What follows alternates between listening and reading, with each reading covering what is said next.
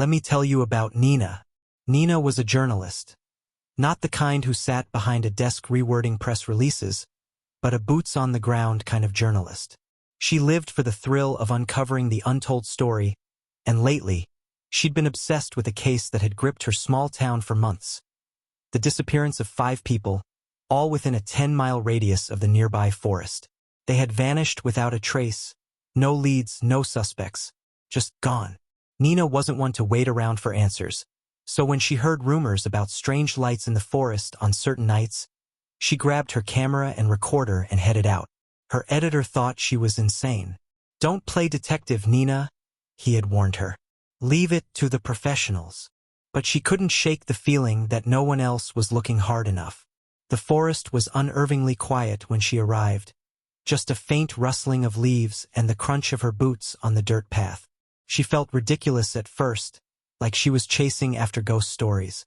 But then she saw it, a faint blue glow deeper in the woods. Her heart jumped. It wasn't natural, not like the pale light of the moon. This was sharp, deliberate, and moving. She followed it, her camera rolling.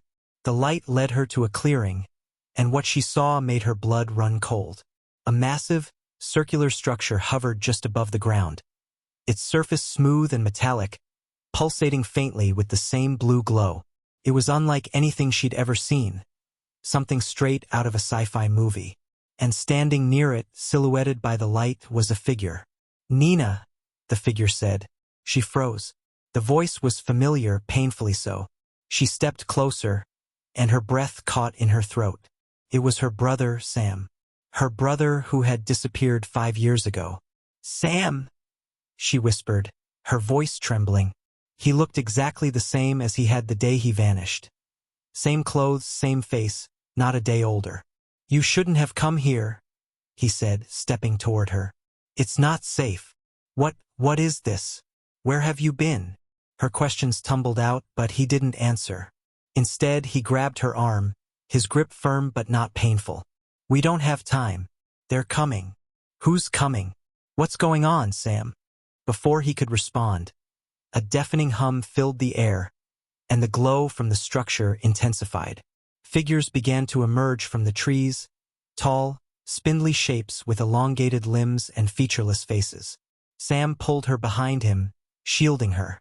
"They won't hurt me," he said, his voice calm. "But you. They don't like outsiders." Nina's head spun. This was insane. Couldn't be real. But the creatures were getting closer, their movements unnatural, almost like they were gliding instead of walking. "Run," Sam said, pushing her back toward the trees. "Get out of here now." "But go." Nina didn't have time to argue. She turned and ran, her camera bouncing against her chest. She didn't stop until she was out of the forest, her lungs burning and her mind racing. What had she just seen? What had happened to her brother? Back at her apartment, she reviewed the footage, hoping for answers. But what she saw made no sense. The clearing, the structure, the creatures, they were all there. But Sam wasn't. Every frame showed her alone in the clearing, talking to thin air. Her hands shook as she paused the video. Was she losing her mind?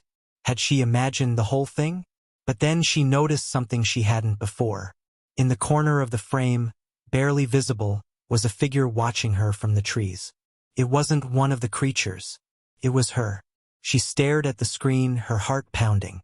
The figure moved, stepping closer to the camera. And as it emerged from the shadows, she saw its face. It was her face. Exactly the same, down to the last detail. And then, in the video, her doppelganger smiled. The screen went black, and her phone buzzed. A new text message. It was from her own number. "You shouldn't have come back, Nina." She turned toward her apartment door, and for the first time, she noticed it was slightly ajar.